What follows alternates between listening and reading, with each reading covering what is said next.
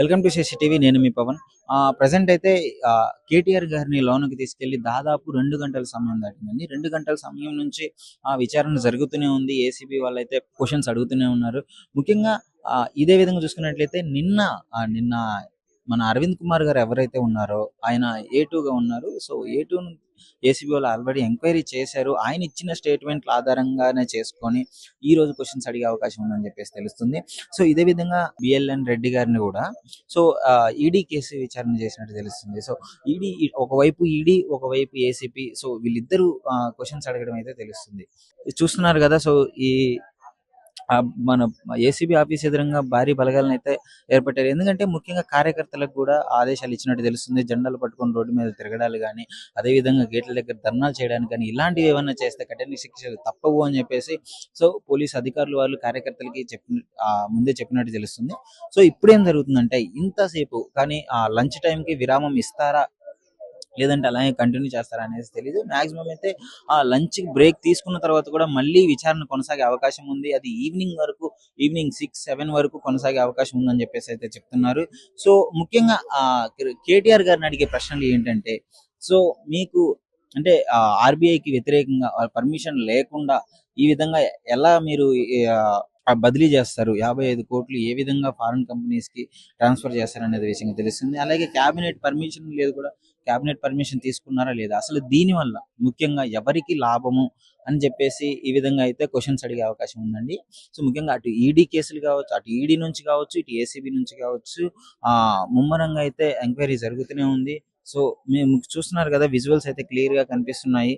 So police వాళ్ళు అయితే ముఖ్యంగా భారీ బలగాన్ని అయితే ఇక్కడ పెట్టినట్టు తెలుస్తుంది.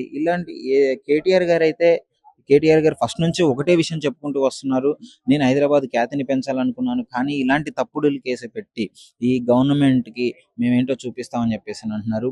ఇలాంటి లొట్టపీసి కేసులు మేము భయపడేదే లేదు అని చెప్పేసి చెప్తున్నారు.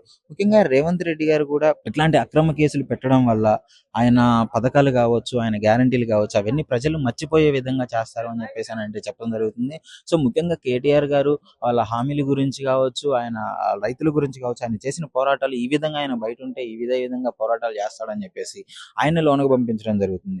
ఎందుకని స్పాన్సర్ కంపెనీలు ఎందుకు తప్పుకున్నాయనే క్వశ్చన్స్ కూడా ఏసీబీ అడిగే అవకాశం ఉందండి. అంటే వారి నుంచి ఎలాంటి సమాచారం అందింది, పురపాలక శాఖను ఎందుకు రెండో ఒప్పందంలోకి రాగారు, అలాగే హెచ్ఎండిఏ జనరల్ ఖాతా నిధులు విదేశీ కరెన్సీ రూపంలో ఎందుకు చెల్లించాలి అని ఆదేశించాలని చెప్పేసి కేటీఆర్ గారిని అడిగారు.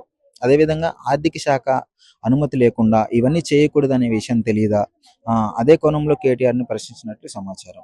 సో ఒక మంత్రిగా ప్రభుత్వ ధనాన్ని కాపాడాల్సింది పోయి విదేశీ కంపెనీలతో ఒప్పందం ఎలా చేసుకున్నారు, నిబంధన ఉల్లంఘన కనిపిస్తుందా, ఇక్కడ నిబంధనలు ఎలా ఉల్లంఘిస్తారనే క్వశ్చన్స్ కూడా కేటీఆర్ అడిగినట్టు మనకు తెలుస్తుంది. సో ఎందుకు నివారించలేకపోయారు ఇదంతా అన్న విషయాలపై అరవింద్ కుమార్ గారు వాగ్మూలం ఆధారంగా నిన్ననే అరవింద్ కుమార్ గారిని ఆల్రెడీ ఎంక్వైరీ చేశారు. ఆయన ఇచ్చిన వాగ్మూలం ఆధారంగానే ఇప్పుడు కేటీఆర్ గారిని అడిగే అవకాశం కూడా ఉందని చెప్పేసి అయితే మనకు తెలుస్తుంది. మరి బ్రేక్ అయితే ఇస్తారని తెలుస్తుంది. బ్రేక్ తర్వాత కూడా మళ్ళీ క్వశ్చన్స్ అడిగే అవకాశం ఉంది. అలాగే ఈడీ నుంచి కూడా అరవింద్ కుమార్ గారిని ఇప్పుడు ఈడీలో ఎంక్వైరీ చేస్తున్నారు. మరి ఆయన ఈడీకి ఎలాంటి సమాధానాలు చెప్తారు, ఈడీకి అటాచ్మెంట్ అయింది కాబట్టి సో అటు ఈడీ ఇటు ఏసీబీ ఇంత వేగంగా ఎంక్వైరీ అయితే జరుగుతుంది. సో మరి ఈ కేసు నుంచి కేటీఆర్ గారు బయటపడతాడా, లేదా ఒకవేళ అరెస్ట్ అయితే ఎలా ఉండబోతున్నాయి పరిణామాలు అని చెప్పేసి తెలుసుకుందాము.